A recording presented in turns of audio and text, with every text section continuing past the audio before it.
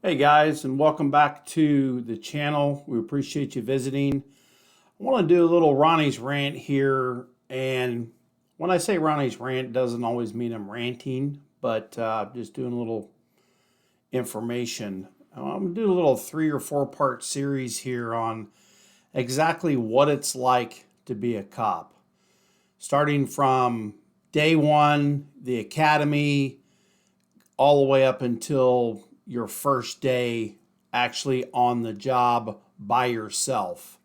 And I'm going to cover that here in part one. It's going to be kind of quick, but just give some of you an idea who's never walked in a police officer's shoes or have one in your family or been a police officer, just what it's like. So I hope you listen. I hope you watch, like, and subscribe. We appreciate it.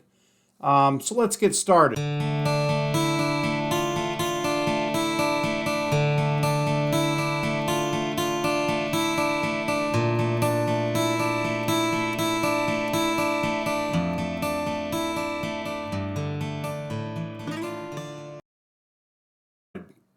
First, I'd like to say, it's really hard to get into the police academy. You have to go and either get sponsorship through an agency, or some academies allow you to go in, but they do run background checks, blah, blah, blah, all that. So you have to go through that process. Then once you get into the academy, when I went through, it was only 320 hours. Now it's like 700 and something hours. It's crazy, which is a good thing because they didn't cover a lot of stuff when I went through. You had to kind of learn it as you went, and it was tough. So you go through the academy, you spend all the time, you go through defensive tactics, shooting, driving, the law, all this stuff that you have to go through to be a police officer. By no means, when you get out of the police academy, are you ready to be a police officer. Trust me when I tell you, you're ready to get yourself in trouble is about all you're ready to do. But, you go through the police academy, you get out, and you get your first job. Okay? Big day, family pictures, your uniform, you get sworn in, all that. Now you have to go through the field training process. Go through the field training process, depending on the agency, the size of the agency. Some have a 4 to 6 week orientation where they go over all their policies. They go over, the rules, regs, how to put your uniform on, how they do things, what the cars look like, all your equipment, all that. That's a good thing to have an orientation. We never had that when I started. Basically, you jumped in the car and you started going out there and doing the job. So it has evolved, and I like that. Second thing is, after your orientation, now you're put in a car with a training officer. You don't know this person from Adam. Never met them before in your whole life. You don't know who they are. You don't know anything about them. They could have body odor. They could be a freaking some kind of weird guy or gal or whatever. I mean, you just don't know, But hey, you're going to be in the car with them 4 to 6 weeks, however long that first phase is, depending on the agency. So you get out there, you're with them, you're learning from them. Hopefully you have a good training officer for your first one, because this is like the most crucial training officer that you can be with is your first one. This is the one, like, they say some birds imprint on the first, thing that they run into. Well, hopefully you got a really good one, because I can tell you, you will remember your first FTO for the rest of your entire career, probably for the rest of your life. So hopefully it's a good one. So you get out there, you're doing the job. They're teaching you how to, stop a car, how to search a building, how to, the way it's actually done on the street, not in some controlled environment at the police academy where, everything's safe. It's not safe anymore when you're out there on the road. You have to be careful. So you're scared to death. I'm going to tell you right now, you are scared shitless when you're out there your first few weeks. And if you're not, and if you're sitting back going, I wasn't scared, well, you're fooling yourself, because deep down inside you were scared. And I'm not talking about scared, shaking and want to run away. I mean, just deep down that gut feeling, you're scared, man. It's freaking scary, especially going in a building. It's dark. You can't see anything. You're going through there and trying to tactically use your flashlight in and out, going around corners, going through doors. It's not like the movies. Nothing like the movies. This is real stuff. And, After you do a few of them, you get a little more comfortable with it, but it's still, after 35 years of doing this job, I can remember one of my last calls was we had an alarm at a business, and it was a huge business. And it's me and my partner, and we're going through this, building, searching room to room to room to room. And I still had the pucker factor. So the stress is there. You just got to deal with it, learn how to deal with it. Don't turn to alcohol, every night after your shift, you got to go drink. Don't do that. Find somebody to talk to, or go to the gym, or go for a bike ride or a run or a walk, or, go to the beach on your couple of days off. Or if you have a boat, go on the boat, just cruise or go fish. You got to do something to relieve that stress. If you don't, it will eat you alive. It will cause you heart disorders. It will cause you all kinds of health problems, relationship problems. You have got to find a way to unload that stress. If not, you're going to be a ticking time bomb. Okay? Unload that stress. Number one big point, unload that stress. So, you go through your field training, you're just about done with your field training. You went through your second training officer, your third training officer, maybe your fourth, depending on the agency. And then you go to like what they call a shadow phase, where they either ride with you and they don't say or do anything. They just watch you and grade you and make sure you're doing things right. Or some agency I know of adopted a true shadow, where you're in the car by yourself. You go to the calls and your field training officer just follows you and goes to the call in their own vehicle, and they stand back. Whatever the training is, it's agency to agency. They're not all the same. So you get through all that, you make it through, and you're like, oh man, I'm finally on my own. I can do my own thing. I'll be my own cop, whatever. Well, guess what? Now the real scary shit starts to happen, because now you're all by yourself.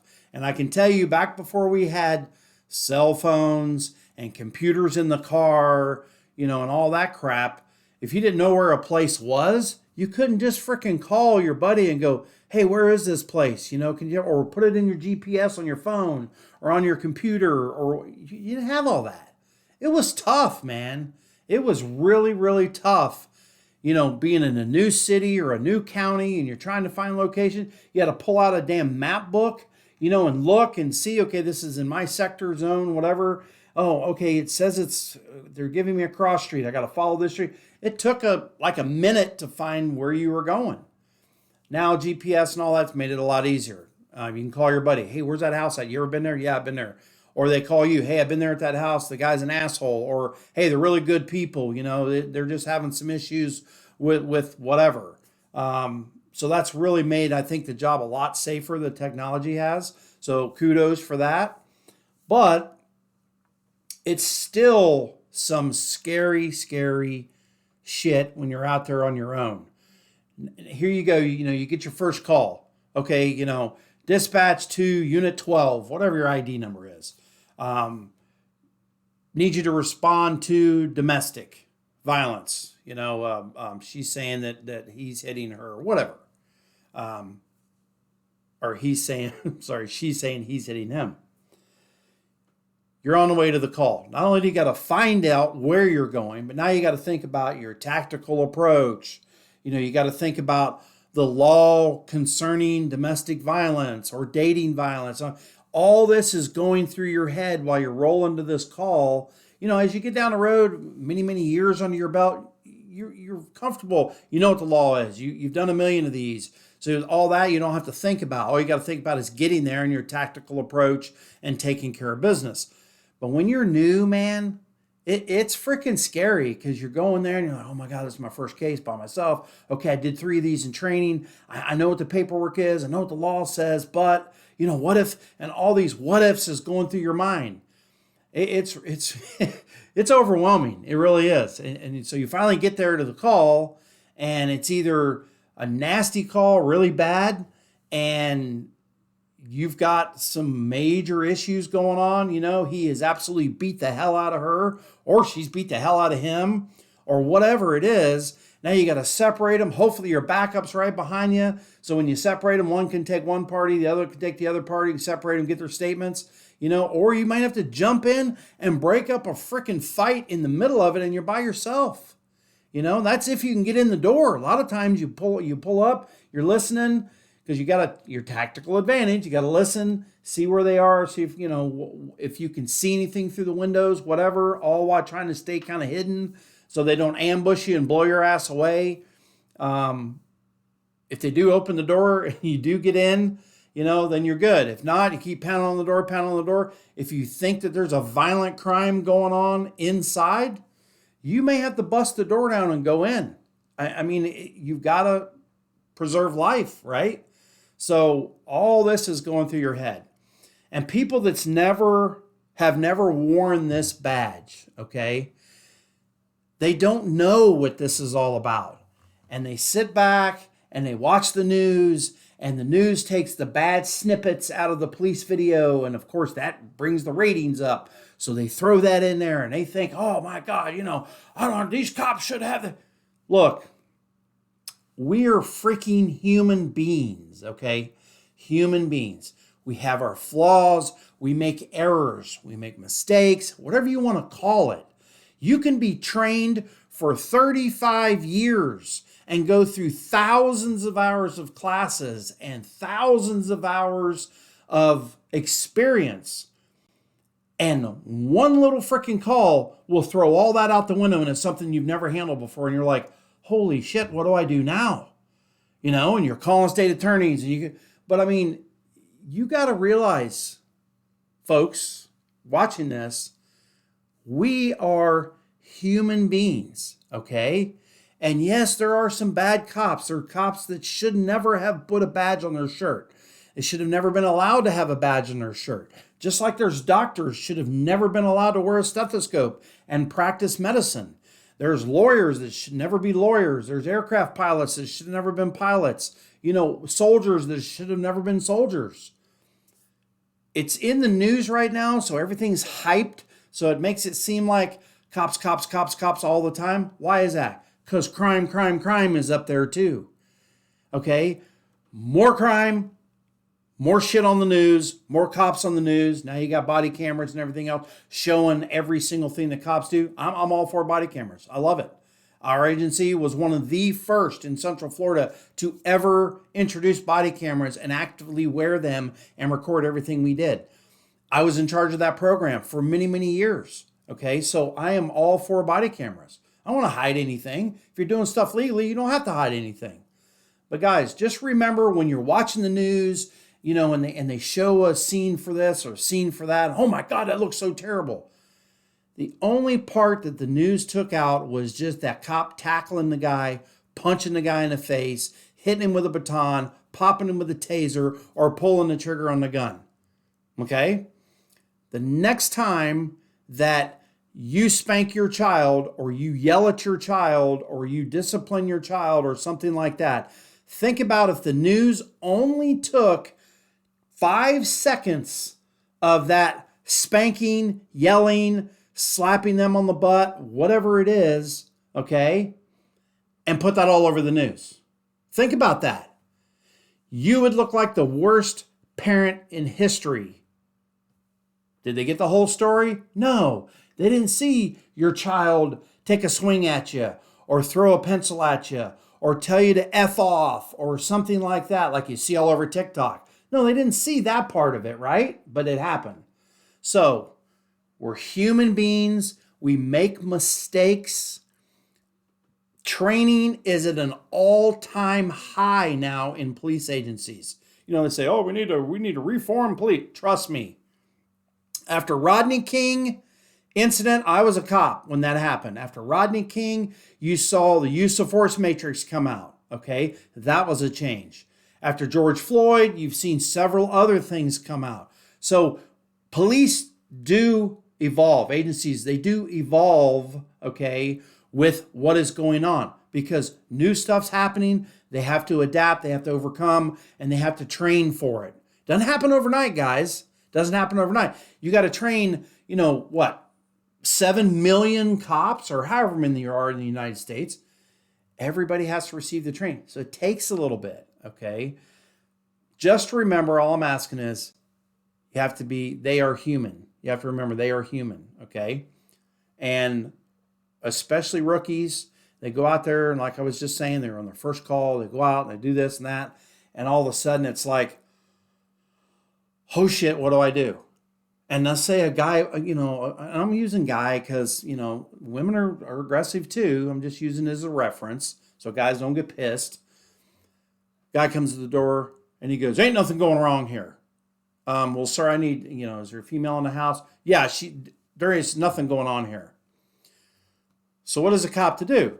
According to the news and the de-escalation, well, he's talking to me, everything seems fine. I guess I should just turn around and just walk away and, okay, everything's fine. No, we can't, because if she's laying in there and her neck's cut or her wrist is cut or she's beat half to death, okay, and there's children in the house, you walk away, they die, now what? Oh, cop didn't do his job. So it's almost a can't-win situation when you put on that badge, okay? You're damned if you do, damned if you don't. So you tell the guy, well, hey, I need to go inside. I need to check on the occupants of the house. I need to make sure everything's okay. Or you need to have them come out. Okay, if you don't want me in your house, fine, but they need to come to me. Screw you, you're not coming in my house. And he gets ready to slam the door. Well, you put your foot in the door. You're not shutting the door on me, okay? This is going to happen two ways. You're either going to let me in the house to make sure that everybody in the house is okay, or you're going to bring them to me and have them all come out where I can talk to them independently and get their side of the story. No, fuck you, that's not going to happen. Boom, door goes open, he goes to the ground, he's in handcuff for his safety and for mine, so that he can't pull a gun on me, he can't hit me in the back of the head while I'm trying to find the wife, the girlfriend, the boyfriend, whatever. And that's the way it happens, guys. It's got to happen that way. If not, lives are lost, okay? And if when I go boom and open the door, he's got a gun on and he does one of these, he's going to die. I'm sorry, he's going to die. You know I'm a police officer. You can see my uniform. I've told you I'm here to investigate domestic violence.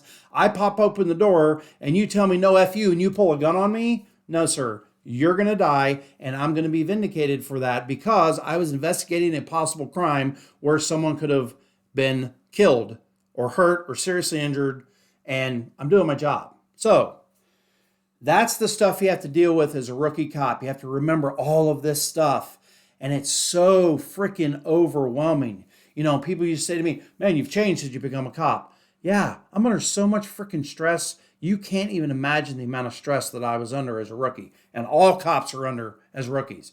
Military police, same thing. It's just the amount of stress is crazy. So this is part one. I'm going to do a couple more parts as you get into the career a little bit more. Sorry, I ran a little bit long. I appreciate you guys tuning in. It means the world to us at Surviving the Badge. It really does. And we're trying to make a difference out here and trying to educate as well as entertain and have some fun. I'm not drinking today because it's about, 3 o'clock in the afternoon and Mama's out doing her thing. And I said, perfect time for a video. So if you guys can, spread the word. We love your comments that are coming in. We appreciate every single one of you. And remember, at the Surviving the Badge, we still got your 6.